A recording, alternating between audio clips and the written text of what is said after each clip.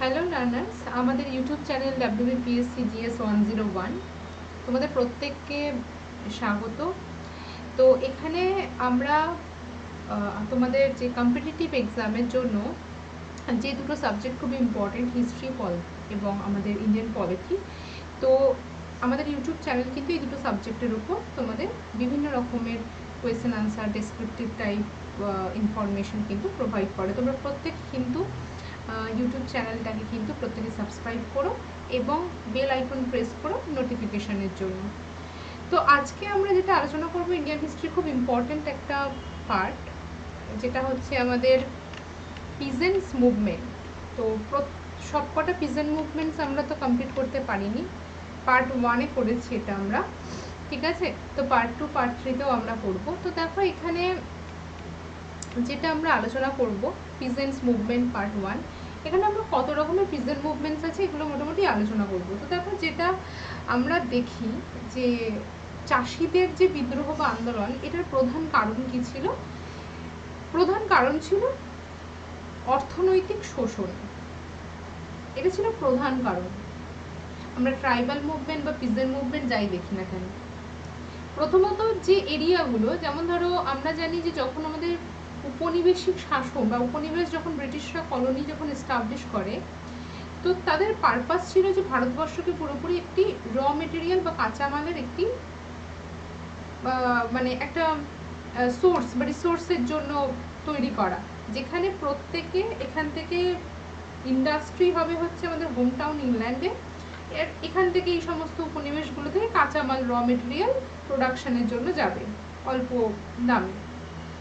তো এখানে আমি যেটা বললাম, তোমাদের প্রধান কারণ এই যে মুভমেন্টগুলোর প্রধান কারণ হচ্ছে অর্থনৈতিক শোষণ, বেগার খাটানো এবং অল্প পারিশ্রমিক দেওয়া, ঠিক আছে। তো এখানে আমরা যে পিজেন্ট মুভমেন্টগুলো পরপর দেখবো, সেখানে আমরা কন্ডিশন কিছু পিকচারের মাধ্যমে আমরা দেখতে পাচ্ছি যে কী ধরনের পরিস্থিতি হয়। আমরা জানি যে দেখো আমরা যেটা প্রথম থেকে পড়ি সন্ন্যাসী বিদ্রোহ হিসাবে আমাদের প্রথম আন্দোলন মুভমেন্ট আমরা বলতে পারি, ন্যাশনাল মুভমেন্ট আমরা বলতে পারি। তো এই সন্ন্যাসী মুভমেন্টের পারপাস কী ছিল? সন্ন্যাসী এবং ফকিরদের একটি আমাদের অপমান করা বা তাদের বিরুদ্ধে যেহেতু ট্যাক্স পে করছে না, কারণ ব্রিটিশরা কি চাইতো যে প্রত্যেকটা অংশ থেকে প্রফিট, প্রত্যেকটা অংশ, এখানে কেউ এমনি বাস করবে এরকম হতে পারে না, প্রত্যেক থেকে প্রফিট, তারা আলটিমেট বুঝতো প্রফিট। কিন্তু এখানে বাংলার যে সিচুয়েশন ছিল, যেখানে আমি তোমাদের বললাম যে র মেটেরিয়াল বেস,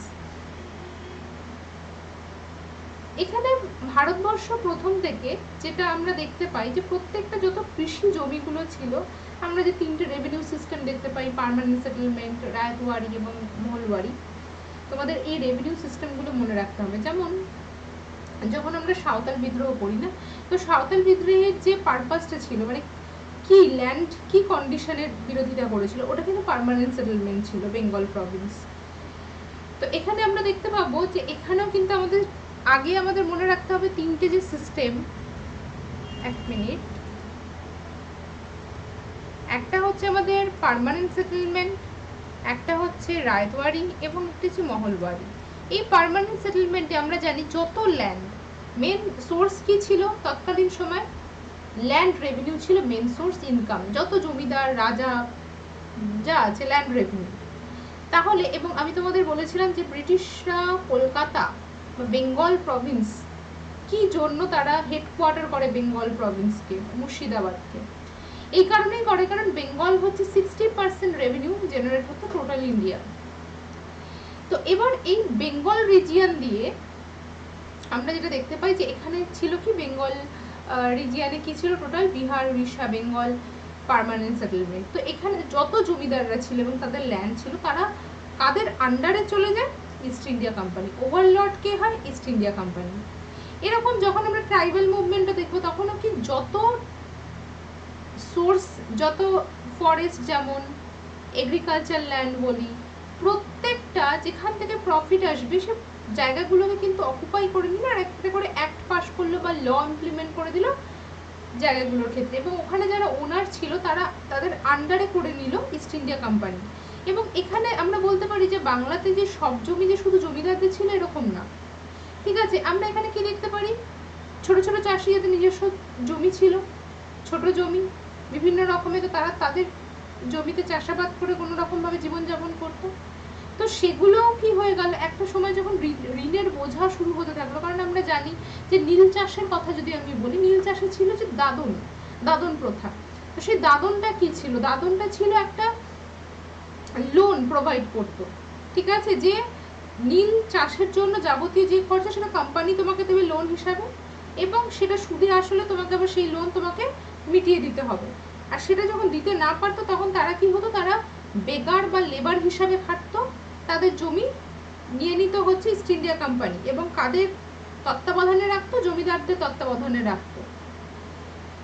তো এই জায়গাটা কিন্তু আমাদের মনে রাখতে হবে যে রেভিনিউ সিস্টেম একটা সময় দেখা যায়, এবং আমরা দেখি যে রবার্ট ক্লাইভের সময় যখন ডুয়েল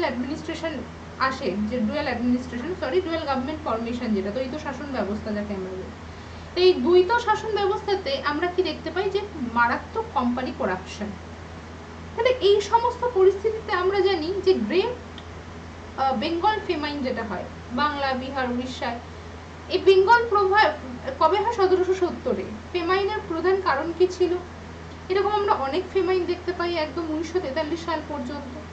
যেমন ন্যাচারাল, যেটাকে আমরা বলি যে ন্যাচারাল ক্যালামিটিস, বা আমরা বলতে পারি প্রাকৃতিক দুর্যোগ, যেমন একটা ছিল বৃষ্টি বেশি হওয়া বা বৃষ্টি না হওয়া, অনাবৃষ্টি, অতিবৃষ্টি, এটা যেমন একটা কারণ ছিল, তেমন কোম্পানি যেখান থেকে র মেটেরিয়াল যারা পাচ্ছে তারা কি করছে? ম্যাক্সিমাম তারা খরচ করছে যে করাপশনের মাধ্যমে, তারা ইনভেস্ট কম করছে এগ্রিকালচারের ক্ষেত্রে। এখানে পিজেন্টরা কি হচ্ছে? ডিপ্রাইভড হচ্ছে। যখন দুর্ভিক্ষ হচ্ছে তখন পিজেন্টরা কি হচ্ছে? মারা যাচ্ছে বিশাল সংখ্যক। তাহলে এই সমস্ত জায়গা থেকে কিন্তু একটা কি হলো, দীর্ঘদিন ধরে একটা রাগ সৃষ্টি হতে শুরু করলো, এবং এই পিকচারগুলোর মাধ্যমে আমরা সেটা দেখতে পাচ্ছি। এবং সব থেকে বড় কথা, এখানে তোমরা দেখতে পাচ্ছ যে যত রকমের আমাদের প্রিন্সলি স্টেট, জমিদার, এদেরকে কি করতো? এদেরকে সবসময় কিন্তু ইস্ট ইন্ডিয়া কোম্পানির হয়ে এদেরকে কাজ। যখন আমরা পার্মানেন্ট সেটেলমেন্ট দেখবো, তো পার্মানেন্ট সেটেলমেন্টে আমরা কি দেখবো? যে 10th 11 পার্ট, ঠিক আছে, 10th 11 পার্ট, এই 10 ভাগটা দিয়ে দিতে হতো ইস্ট ইন্ডিয়া কোম্পানির কাছে, আর 1 ভাগ মানে 90-10 রেশিও তাদের রাখতো। 90% ইস্ট ইন্ডিয়া কোম্পানি, 10 হচ্ছে জমিদাররা, আর এই 10-এর মধ্যে তাদেরকে বাদবাকি যাবতীয় সমস্ত স্যালারি পেমেন্ট, এই সমস্ত কিছু তাদেরকে করতে হতো এই 10-এর মধ্যে থেকে। তাহলে অত্যাচার, এরকম অনেক জমিদাররা কি হতো? সাধারণ লোক এবং পিজেন্টদের উপরে অত্যাচার করতো, টর্চার করতো। তো এবার আমরা যেটা দেখতে পাবো যে তাহলে এই পিজেন্ট আপরাইজিং এর প্রধান কারণগুলো কি ছিল। নাম্বার 1 বলেছে, দেখো, peasant were evicted from their land, যেটা আমি তোমাদের বললাম, যখন তারা ঋণ দেওয়া হতো, ঋণ নিত, ঋণ যখন, কারণ তাদের খুবই অল্প, ব্রিটিশরা যখন মানে আমাদের কলোনি স্টেটগুলোকে র মেটেরিয়াল বেসড একটা কান্ট্রি হিসাবে তৈরি করতে চেয়েছিল, এবং প্রত্যেক ইন্ডিভিজুয়াল ডিপেন্ড করবে এগ্রিকালচারের ওপরে, এখান থেকে র মেটেরিয়াল নেবে, ইন্ডাস্ট্রি গ্রো করবে হোমল্যান্ডে। তো যখন তারা কি করতো? বেশি প্রফিট, কম ইনভেস্টমেন্ট, এইভাবে তারা কিন্তু তাদের বিজনেস বা তারা ইন্ডাস্ট্রি গ্রো করতে শুরু করে। এবার একটা সময় এদিক থেকে তারা স্যালারি পাচ্ছেও কম, এবং তাদের কি হচ্ছে? উল্টে যে ঋণ নিতে হচ্ছে, ঠিক আছে, কারণ তাদের হাতে পুঁজি নেই। যখন তারা ঋণ নিচ্ছে সেই অতিরিক্ত সুদে তাকে শোধ করতে হচ্ছে, তো সে একটা সময়ের পর কি হচ্ছে? সর্বহারা। যখন সে পারছে না, যখন সেরকম প্রোডাকশন হচ্ছে না, সেই মুহূর্তে সে কি হচ্ছে? সে সর্বহারা হয়ে লেবার বা মজুরি বা বেগার খাচ্ছে। এতে কি হচ্ছে? পিজেন্ট বা কৃষকদের কন্ডিশন খারাপ হতে শুরু হয়। এবং তাদেরকে কি করা হয়? তাদের জমি থেকে, তাদের জমি কি হয়? চলে যাচ্ছে ইস্ট ইন্ডিয়া কোম্পানির হাতে। ইস্ট ইন্ডিয়া কোম্পানি নিজে তো ডিল করতো না, জমিগুলোকে ডিল করার জন্য জমিদারদের হাতে দিয়ে দিত বা মানি লেন্ডারদের হাতে দিয়ে দিত। তো peasants were evicted from their land. Number 1, false. Number 2 বলেছে কি, the rent that the peasant had to pay for their land was increased.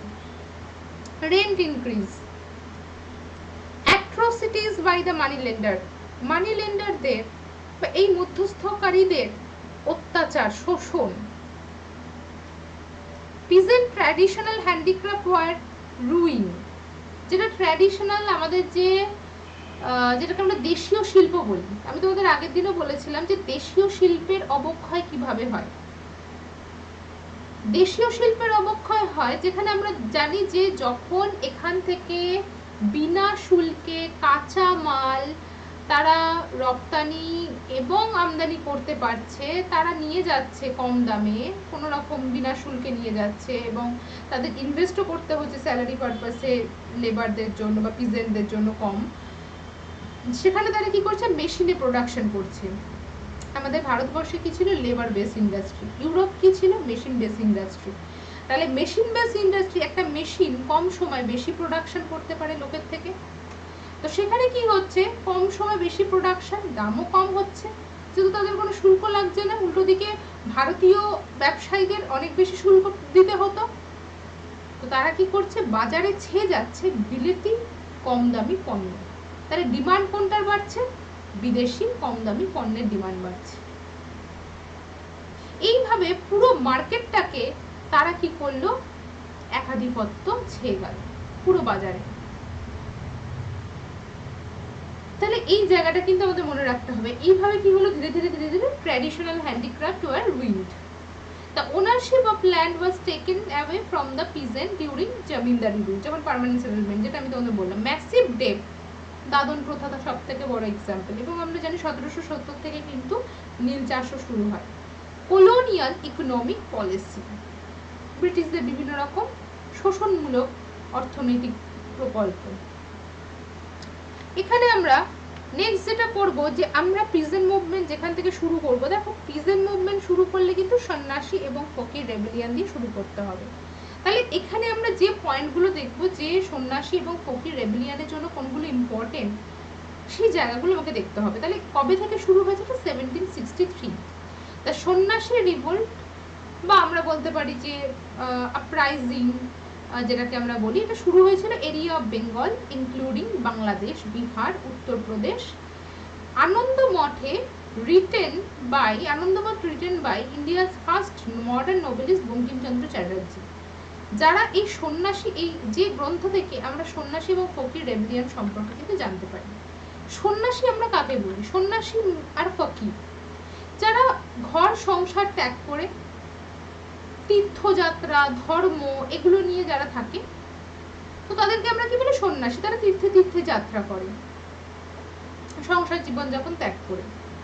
তো একটা সময় আমরা কি দেখি, যে নর্থ ইন্ডিয়া, যেমন হিমালয়ান রিজিয়ান, ঠিক আছে, এখানে কি হয়েছে, সাধু সন্ন্যাসীরা তীর্থযাত্রায় যেত উত্তরে। ব্রিটিশ আমলে এদেরকে বিভিন্ন রকম বাজে বাজে মন্তব্য করা হয়, লুটার, ঠিক আছে, ডেকয়েট, ঠিক আছে, এরকম বিভিন্ন রকমের মন্তব্য করা হয়।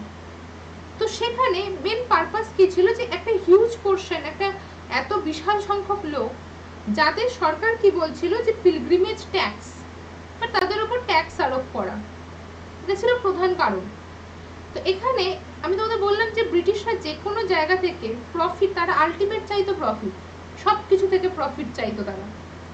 In the British document, they have been identified gypsies of the Hindustan, trading pilgrims, disorderly tribes of lawless mendicant, ঠিক আছে, এবং religious beggary.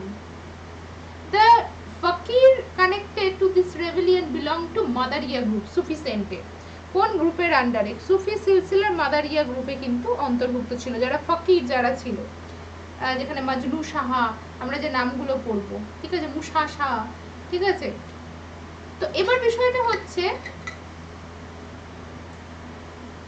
the group find its origin Syed Badiuddin Qutub ul mother.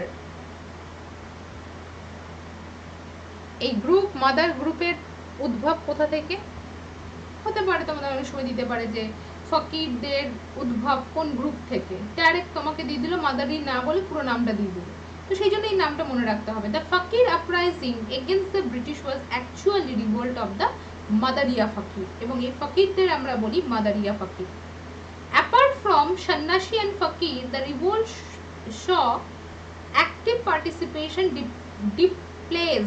ভালো করে দেখো, তাহলে আমরা এই সন্ন্যাসী রেবেলিয়ানে কাদের কাদের দেখতে পাই, ডিপ্লেস জমিদার, যারা জমি জমা হারিয়েছে সেই সমস্ত জমিদাররা, পিজেন্টরা, শিল্পরা, শিল্পপতি যারা, আর্টিসানস যারা ছিল, যাদের শিল্পের ক্ষয়ক্ষতি হয়েছে এবং তারা সর্বহারা হতে চলেছে। ডিসব্যান্ড আর্মি অফ নবাব, নবাবদের প্রতার মানে যে সমস্ত আর্মি বা সেনাবাহিনীকে তারা উৎখাত করেছে, তারা যারা ডিপ্রাইভড হয়েছে বিভিন্ন রকম ভাবে, তারাই যোগদান করেছে সন্ন্যাসী রেবেলিয়ানে। তোমাদের প্রশ্ন দিতেই পারে যে সন্ন্যাসী রেবেলিয়ানে কারা কারা যোগদান করেছে। The ex-army people provided leadership. Peasants provided social base for the rebellion, while the Sonnashi and Fakir provided a religious favor to the struggle. তাহলে এটা কিন্তু আমাদেরকে মনে রাখতে হবে। দেখা যাচ্ছে এবার আন্দোলনটা শুরু হচ্ছে কিভাবে। দেখো আমি যেটা তোমাদের বললাম যে এখানে কিন্তু আমরা দেখতে পাচ্ছি যে পিজেন্টরা রয়েছে, তার মানে এই যে পরিস্থিতি, বাংলার যে তৎকালীন সময়ে যে পরিস্থিতি ছিল, এই পরিস্থিতির ফলে দেখো শুধুমাত্র সন্ন্যাসীদের উপর টর্চার হয়ে যায়, সন্ন্যাসীরা নিজেদের পারপাসে শুধু আন্দোলন করেছে তাই না, সেই সময় বাংলার যে পরিস্থিতি শুরু হয়েছিল সেই পরিস্থিতির বিরোধিতাও কিন্তু একই সঙ্গে করেছে। কারণ এখানে কিন্তু শুধুমাত্র সন্ন্যাসী রেবেলিয়নে আমরা শুধু সন্ন্যাসীকেই দেখতে পাচ্ছি না, তার পাশাপাশি কিন্তু আমরা এই সমস্ত সবাইকে কিন্তু জমিদার, পিজেন্ট, আর্টিসানস এদের প্রত্যেককে দেখতে পাচ্ছি। তাহলে এখানে আমরা দেখতে পাবো যে আন্দোলন এক্স্যাক্টলি শুরু হলো কোন সময়টা থেকে, যেখানে 1771 খ্রিস্টাব্দে 150 জন ফকিরকে মারা হয়েছে কোনো গুড রিজন ছাড়া, কোনো রকম রিজন ছাড়া 150 জনকে মেরে ফেলা হয়েছে। এই জায়গাটা থেকে কিন্তু শুরু হয়েছে আমাদের আন্দোলন। তো আমরা দেখতে পাচ্ছি একটা সুন্দর পিকচার, ঠিক আছে। নেক্সট এবার আমরা যে আন্দোলনের কথা পড়বো সেটা হচ্ছে আমাদের রিভোল্ট অফ মিদনাপুর অ্যান্ড ধালধুম, ঠিক আছে। এটা খুব ইম্পর্টেন্ট। দেখো জমিনদার্স, তালুকদার্স একই রকম কিন্তু কনসেপ্ট। আমি বারবার বলছি তোমরা যত রকম প্রেজেন্ট করবে, তুমি সে নীল বিদ্রোহ পড়ো, এখানে প্রধান ছিল হচ্ছে অর্থনৈতিক শোষণ। The English took hold Midnapore, কত খ্রিস্টাব্দে মিদনাপুর? 1760 খ্রিস্টাব্দে। কার চলে যাওয়ার পর মিদনাপুর বলো? আমাদের সিরাজউদ্দৌলা মরে যাওয়ার পর, 1757 এর পর মির্জাফরের কাছ থেকে 60-তে। That time there were 3000 জমিদার। সেই সময় যখন মিদনাপুরকে অকুপাই করলো তখন জমিদারের সংখ্যা ছিল 3000 and Talukdar having cordial relation with their riot. But this harmonious scenario changed after introduction of new land revenue system English in 1772. 1772-73 বিশেষ করে আমরা পার্মানেন্ট সেটেলমেন্ট আসার পর থেকে আমরা দেখতে পাই যে এই পরিস্থিতিটা কিন্তু, যেখানে একটা সম্পর্ক ছিল কৃষক, জমিদার, তালুকদারদের সাথে, তো সেটা কিন্তু আরো বেশি পরিবর্তন হতে শুরু করে। According to the British governor Bansitar, the Jamindar of Midnapur sided with the Rayat in cases of conflict between Rayat and English revenue collecting officials. Revenue collection নিয়ে মিদনাপুরের মিদনাপুরের কৃষকদের সাথে কিন্তু ব্রিটিশদের একটা কি হয়। According to the governor Vansittart, the zamindar of Midnapore sided with the ryot. এই জায়গাটা দেখো, জমিদাররা কিন্তু রায়তদের সাইড নেয়। যখন রেভিনিউ নিয়ে ঝামেলা হচ্ছে রায়তদের সাথে বা চাষিদের সাথে, রায়ত মিন্স হচ্ছে চাষি, চাষিদের সাথে ব্রিটিশদের ঝামেলা হচ্ছে রেভিনিউ পারপাস, তখন জমিদাররা, ওই মিদনাপুরি জমিদাররা সাইড নিয়েছে কাদের? রায়তদের। দ্য জমিদার অফ ধালধুম এবং Manbhum, Raipur, Panchet, Jatibuni, Karnagarh, Bagri living in a vast tract Jungle Mahal of west and northwest Midnapur but ultimate disposed of their zamindari by 1800s. The important leader এখানে যে লিডার ছিলেন দামোদর সিং এন্ড জগন্নাথ ধাল। তাহলে এখানে কিন্তু আমরা দেখতে পাচ্ছি শুধু পিজেন্টরাই না, এখানে কিন্তু আমরা দেখতে পাচ্ছি যে জমিদাররাও কিন্তু, যারা নিজেদের জমি জমা হারিয়েছিল, তারা কিন্তু এই আন্দোলনে কিন্তু যোগদান করে। তো এটা হচ্ছে আমরা সন্ন্যাসী রেবেলিয়নের পর এই রিভোল্ট অফ মিদনাপুর বা ধালভূম আমরা দেখতে পাবো।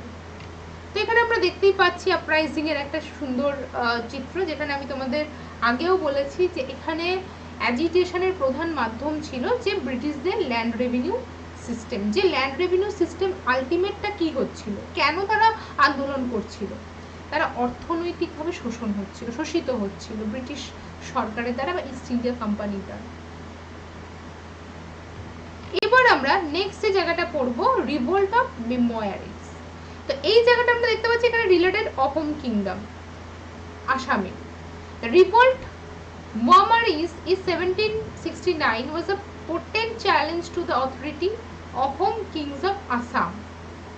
The Memoirs were lower caste peasant. তাহলে Memoirsরা অ্যাকচুয়াল কি? Memoirsরা হচ্ছে actual lower caste peasant who followed the teaching of the Aniruddha Deva. তাহলে এখানে লিডার কে অনিরুদ্ধ দেবা। And their rise was similar to that the other low caste group in North India. Their revolt weakened the Ahom and opened the door for others to attack the region. For instance, 1792, the king of Dharang, assisted by the band of Bukhanja, the demolished soldier of the Muslim armies and Jamindar, revolted. To crush this revolt, the Ahom ruler had to request the British for British help. দেখা যাচ্ছে এখানে আমি তোমাদের প্রথমেই বলেছিলাম যে কিছু কিছু ব্রিটিশরা কি চেষ্টা করেছিল যে সমস্ত প্রিন্সলি স্টেটগুলো, এবং আমরা পরবর্তীকালে আরো মানে আইনসম্মতভাবে দেখতে পাই মহারানীর ঘোষণাপত্র দিয়ে যে কিভাবে প্রিন্সলি স্টেটগুলোকে ব্রিটিশরা নিজেদের অধীনস্থ করেছে। তো এরকম আমরা দেখেছিলাম যখন পার্মানেন্ট সেটেলমেন্টও আসে, সমস্ত জমিদাররা না, কিন্তু প্রিন্সলি স্টেট এবং ম্যাক্সিমাম জমিদাররা কিন্তু সাপোর্টার ছিল ইস্ট ইন্ডিয়া কোম্পানি। আজকে তারা যদি সাপোর্ট না করতো, তারা যদি সাহায্য না চাইতো, তাহলে কিন্তু ইস্ট ইন্ডিয়া কোম্পানির পক্ষে সম্ভব ছিল না এতটা অধিকার পাওয়া। তো যখন এই গ্রুপ যে মেমোয়ারিজ যারা, তারা যখন আন্দোলন শুরু করে এগেনস্ট অহোম কিংডম, তখন অহোম কিংডম সাপোর্ট চায়, ব্রিটিশদের হেল্প চায়। দুটো রিজিয়ন, ভাটিয়াপুর, রংপুর এখন Bangladeshi, and Jorhat, most affected region এই রিভোল্ট অফ মেমোয়ারিজ। অহোম কিংডম তো বটেই, এবং আমাদের ইস্টার্ন বেঙ্গলের রংপুর এবং জোরহাটও আছে। Ahom kingdom survive the rebellion, the weekend kingdom fell to a Burmese invasion and finally came under British rule.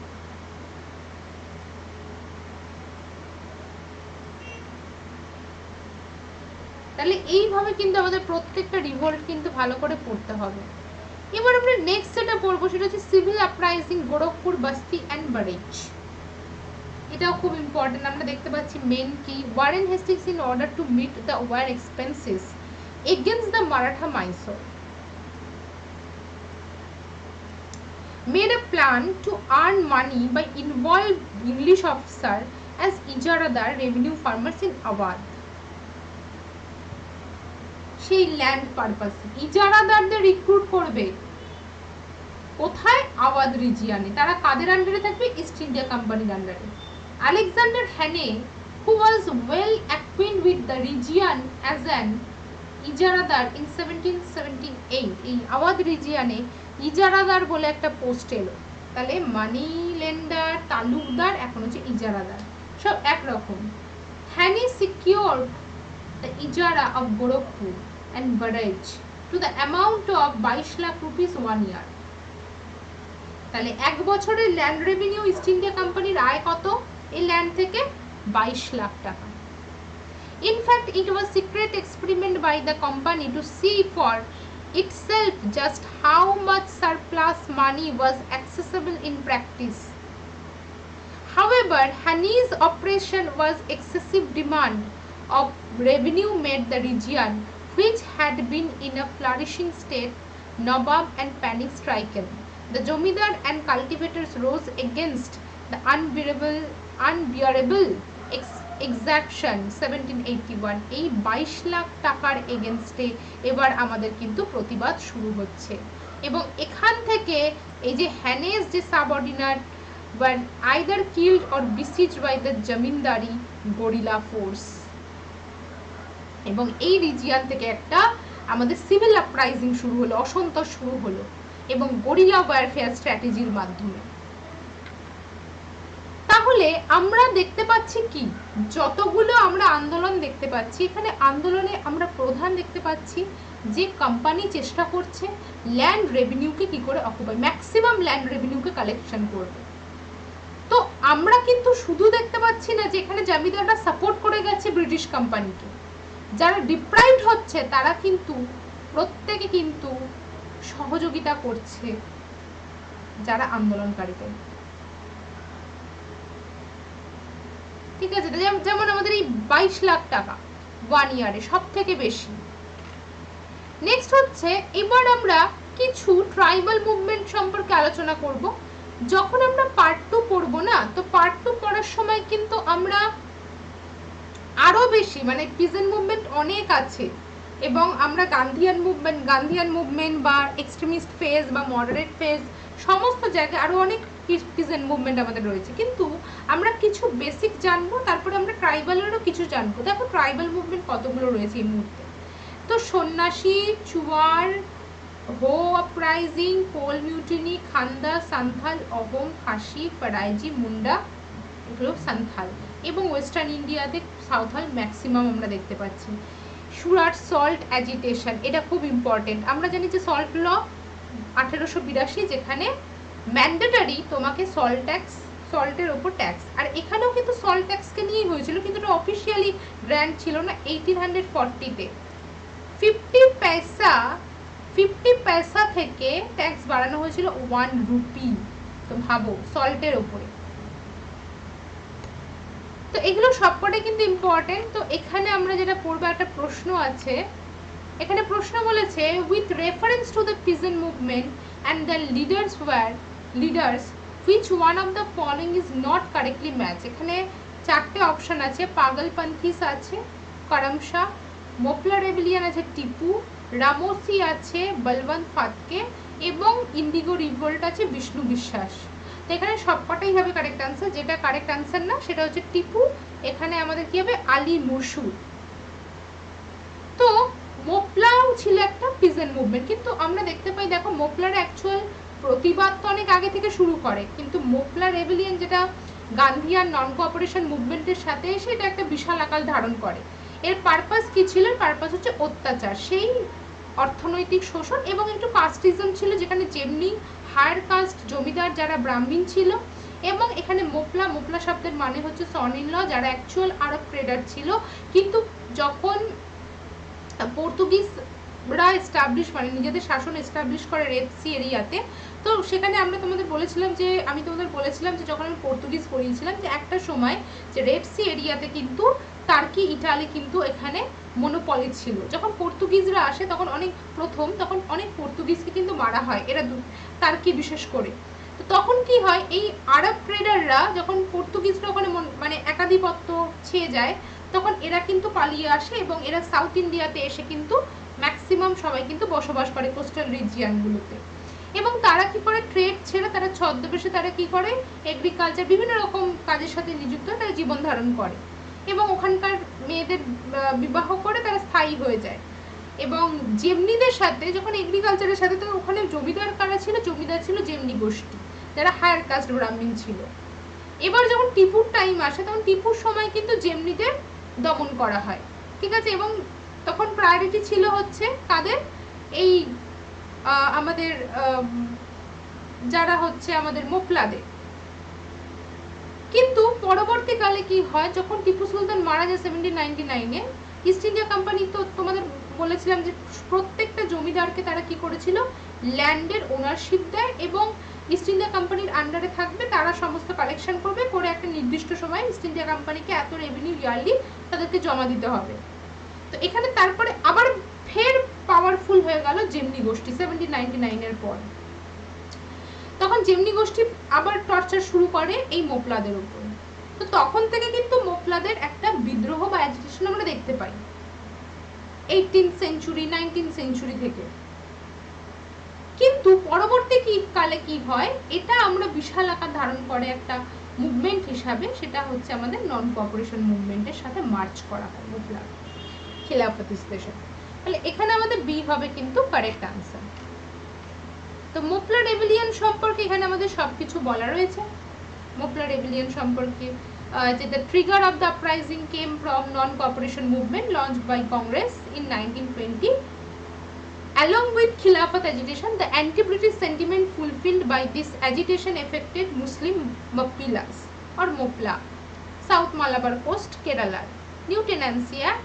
After the death of the Tipu Sultan 1799, Fourth Anglo-Mysore War and Malabar had come under British authority Madras Presidency.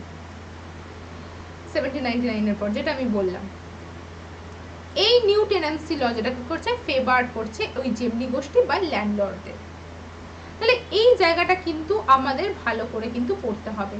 The Jaziratul Arab, Arabia, Syria, Palestine, Iraq remain under Muslim sovereignty, ঠিক আছে। এবং খিলাফত movement যেটা শুরু হয়, এই খিলাফতের সাথে কিন্তু এই মাপ্পিলাটাকে অ্যাড করা হয়। তো প্রত্যেককে কিন্তু আজকে আমাদের আলোচনা এইটুকু কমপ্লিট হলো। সেকেন্ড যখন আমরা পার্ট 2 করবো, পার্ট 2তে আমরা আরও কিছু পিজেন মুভমেন্ট নিয়ে আলোচনা করব। তো পিজেন মুভমেন্টের যদি কোনো রকম কনফিউশন থাকে তাহলে অবশ্যই আমাকে কমেন্ট করো, ভিডিও ভালো লাগলে লাইক করো আর শেয়ার করো, আর সাবস্ক্রাইব করো চ্যানেলকে, আর অবশ্যই কিন্তু বেল আইকন প্রেস করো নোটিফিকেশনের জন্য। Thank you.